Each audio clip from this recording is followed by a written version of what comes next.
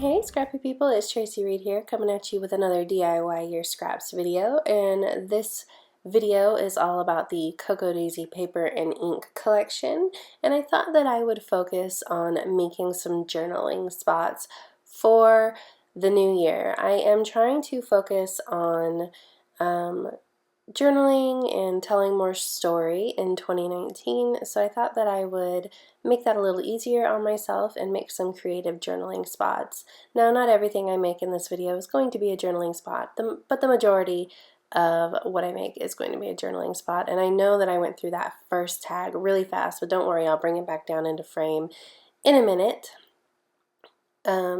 This is a tag from the Cocoa Daisy collection, and then the oh goodness, I always forget the name. The Classified collection had a bunch of really fun Vicki Boutin and I think Maggie Holmes embellishments, so I'm using some of those as well. That Refresh is from the Vicki Boutin collection.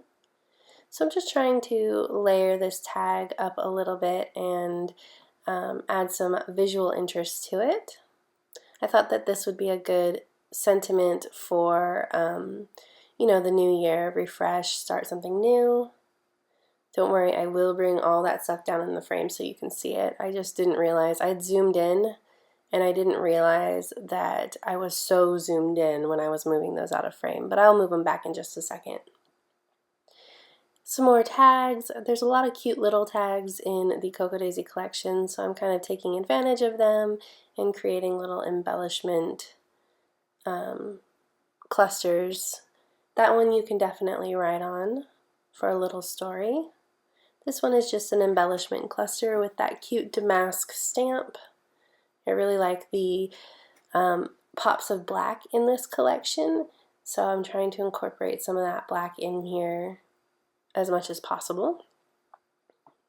That vellum floral botanical thing is from the Maggie Holmes collection, and the rest of this is from the Cocoa Daisy stuff itself.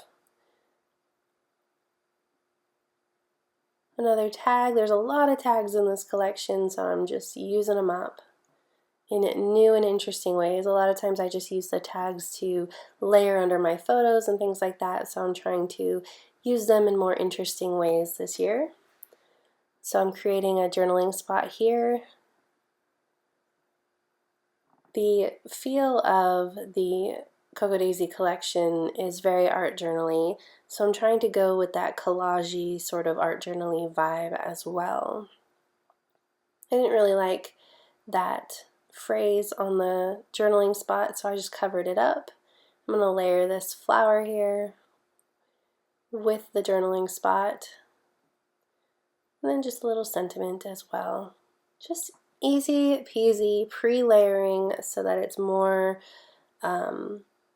it's easier when I go to scrapbook, and also it's more creative than I tend to be when I actually scrapbook. When I'm scrapbooking, I'm always very aware of the recording and the time and how long this is taking, so I tend to be more stunted in what I do a lot of the time, especially when it comes to project life. So this helps me to have some more creative pages while still being aware of the clock while I'm scrapbooking. So I created another journaling spot. That pink one was really pretty from, I believe, the Vicki Boutin collection. And I have these printables from the Cocoa Daisy free printables, and I loved this black floral, and so I'm going to use it as the background to mat this little journaling strip on. Again, working in those pops of black that I like so much.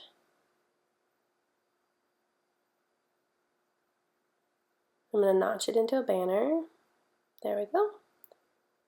So you can see there's only one end notched into a banner, and I really like that asymmetry. Looking forward, covering up the words on another journaling block that I didn't like. Trying to figure out where to put all this stuff. I'm going to mat it again on another one of those scraps that I have from the printables. This might be from the printable, or it might be from one of the 6x8 papers in the planner collection. I haven't really used this collection yet because I've been waiting for the new year, but I did use it to create a January planner, and there is a Plan With Me video on this channel from last week using the paper and ink collection. So I do have a few scraps, but not very many. Creating a cute little embellishment cluster here. Just kind of seeing what works, what I can add where. I don't always have a plan. The first few embellishments that I created, I had actually pre-planned because I was waiting for the UPS guy to deliver my ATG tape, so I was pre-planning the embellishments, and that's why they went so fast.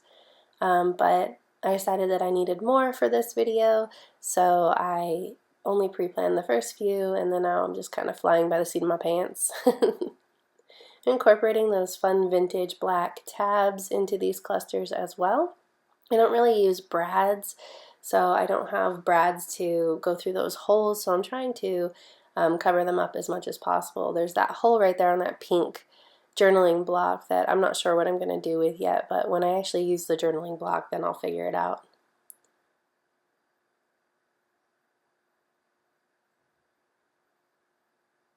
I have this strip left over that is blue, and it's like lined paper, so I thought it would be a fun long journaling block. So of course some cluster at the top. There are a lot of word bits in this month's Cocoa Daisy collection, which I love, love, love. So I made good use of them in this video. Zoom out a little bit so we can add some more here. Rearrange so they stay in the frame. There we go. Now, I have a bunch of these tags, and I'm trying to make, this is like my least favorite embellishment of this video, and you can see me really struggle with it. But I have a bunch of these tags, like one came in like every single Cocoa Daisy kit this month, so I had like 4 altogether. And so I'm trying to reuse this tag in a different way than just, you know, how it is presented. So I decided that I'm going to add these journaling strips to the tag and just make it like a journaling tag. And I loved this big pink flower at the bottom, but man, I could not make this work. I just couldn't. So I end up pulling them off, like pulling the tag or the flower off, but you can just really see me struggle with the decision-making process because I really wanted 5 strips. There's something about having 5 in like a list format that is really appealing to me.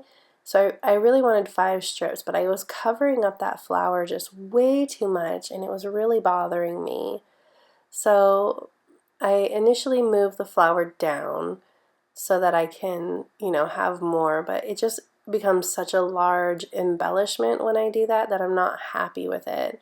So I'm like, well, I'll bring in another flower and we'll just have a really pretty florally tag, but they're just both so large that it's not working the way that I want it to work. So I'm trying to rearrange these journaling strips to make it work, and I just cannot make it work in a way that is visually pleasing to me. So what I end up doing is taking off that big flower and trying to make that work instead. So I'm going to take it off and I'm going to replace it with the smaller flower. And I'm still not in love with the way that this is working. I think I don't love the way that those 2 flowers interact with each other. They don't look like they match to me. So I'm still rearranging, still trying to figure it out, not loving the way that it looks. So I'm trying to fill in that extra space up there with something else, but it just all feels really off balance to me. So I start pulling it apart again.